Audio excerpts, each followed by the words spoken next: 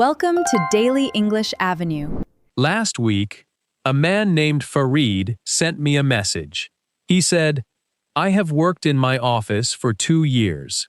I understand every email. I can read any report. But when my manager asks me a question in a meeting, my mind goes blank. I know the answer. I just can't say it out loud." Farid is not alone. Thousands of English learners can read a book, write an email, and understand a movie. But the moment they have to open their mouth and speak in front of someone else, their words disappear, and fear takes their place. That fear is so common. It stops millions of English learners every single day. Not because they don't know English, not because they haven't studied, but because fear is standing in front of their words like a locked door. Today, we are going to open that door together. My name is Victor, and I'm your English coach here at Daily English Avenue. And in this lesson, you are going to learn how to speak English without being afraid of sounding wrong. We are going to talk about why this fear happens, how to think differently, and how to practice real sentences with confidence. By the end of this video, you will feel lighter, you will feel braver, and you might even smile when you make a mistake, because you will understand something powerful. Mistakes are not your enemy, they are your teacher. Before we go further, if this is your first time here, welcome to our English family. And if you have been here before, thank you for coming back. Please subscribe to Daily English Avenue right now so you never miss a lesson that helps you speak with more confidence. Let's talk about why this fear matters so much. Think about your daily life. Maybe you use English at work, talking to clients or colleagues. Maybe you use it at school, answering a question in front of your classmates. Maybe you use it while traveling, asking for directions in a new city. Maybe you use it in relationships, talking to a partner, a friend, or a new person you just met. In every one of these moments, fear can freeze your words. And when your words freeze, opportunities freeze too. A job interview, a new friendship, a moment to say something important. Fear can take all of that away from you, quietly, without you even noticing. So learning to speak without fear is not just about English. It is about your life. It is about your confidence. It is about your voice being heard. Now let's get into the main lesson. First, let's understand something clearly. What is this fear really about? Most learners are not afraid of English itself. They are afraid of being judged. They imagine someone laughing at their accent. They imagine someone correcting every mistake. They imagine looking silly in front of others. But here is something important to remember. Most people are not listening as closely as you think. They are focused on understanding your message, not judging your grammar. Let me ask you something. Quick question for you. When someone speaks to you in your language with a small mistake, do you laugh at them, or do you simply understand what they meant and continue the conversation? Most of us just listen and understand. So why do we imagine other people are so much harsher with us? This is the first mental shift you need. People care about your message more than your mistakes. Let's look at a real situation. Imagine Anna, a woman from Brazil, working in a small office in Canada.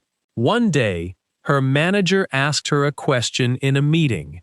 Anna knew the answer, but she paused, worried about her grammar. She said, "I think, maybe, the numbers are higher this month."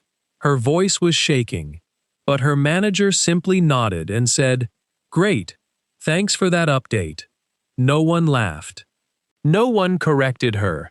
The meeting continued normally. Anna realized something that day.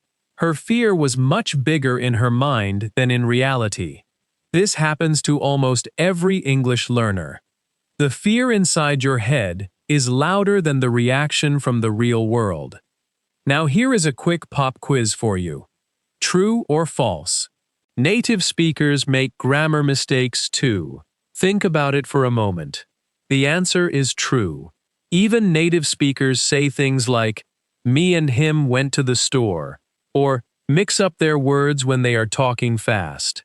Mistakes are part of speaking any language, even for people who have spoken it their whole life. Let's continue building your confidence with a simple technique. I call it speak first, fix later. Many learners try to build a perfect sentence in their head before speaking. They check the grammar, they check the tense, they check the vocabulary. And while they are checking everything, the conversation moves on without them. Instead, try this. Let your first sentence come out naturally, even if it's not perfect. You can always add more details or correct yourself gently afterward. For example, instead of staying silent while thinking of a perfect sentence, you can say, I went to the market yesterday. This is completely natural. Even fluent speakers correct themselves like this all the time. Now let's practice together. Listen and repeat after me. I want to improve my English. Now you try. Say it out loud even if you're alone. Let's try another one. Say this sentence with me. Mistakes help me learn faster. Good. Say it again, with more confidence this time. Mistakes help me learn faster. Let's move to a real-life situation. Imagine you are traveling and you need to ask for help at a train station. Instead of worrying about perfect grammar, focus on communication. You could say, "Excuse me, where is train to city center?" It is not perfect grammar, but it works. The person will understand you and help you. That is the real goal of speaking. Not perfection, connection. Let's do our second pop quiz. Quick question. Is it more important to speak clearly and be understood, or to have perfect grammar every single time? Pause for a second and think about your answer. If you said clear communication, you are exactly right. Grammar improves with time, but confidence grows through practice. Now let's talk about pronunciation, because many learners avoid speaking simply because they are afraid of their accent. Listen carefully. Having an accent is not a problem. An accent shows that you know more than one language. That is something to be proud of, not ashamed of. Let's practice a simple sentence together, focusing on clear and relaxed speaking, not perfect native pronunciation. Repeat after me, slowly. I am learning every single day. Now say it again, a little more naturally. I am learning every single day. Wonderful. Your voice matters, exactly as it sounds right now. Let's imagine another situation. You are meeting new people at a friend's gathering. Someone asks you, "So, what do you do?" Your mind might freeze for a second. Instead of panicking, use a simple structure. Subject, verb, detail. I work in marketing for a small company. Simple, clear, confident. No need for complicated words. Just clear communication. Here is our third pop quiz. True or false? You need a large vocabulary to speak English confidently. Think carefully. The answer is false. You need clear, simple sentences and the courage to use them. Confidence comes before perfection, not after it. Now, let's move into your speaking challenge for today. I want you to choose one simple topic. It could be your day so far, your favorite food, or a place you would like to visit. Speak about it out loud for 30 seconds, without stopping to fix every mistake. Just let your words flow naturally, exactly like we practiced. Remember, the goal is communication, not perfection. If you feel nervous, that is completely normal. Every confident English speaker you have ever seen once felt nervous too. Confidence is built through repeated practice, not through never making mistakes. let's remind ourselves of something very important. Every single fluent speaker in the world made thousands of mistakes before becoming fluent. Mistakes are proof that you are trying. Mistakes are proof that you are growing. Progress does not require perfect grammar today. It requires consistent practice, one sentence at a time, one conversation at a time, one day at a time. So the next time fear tries to stop your words, remember this lesson. Speak first.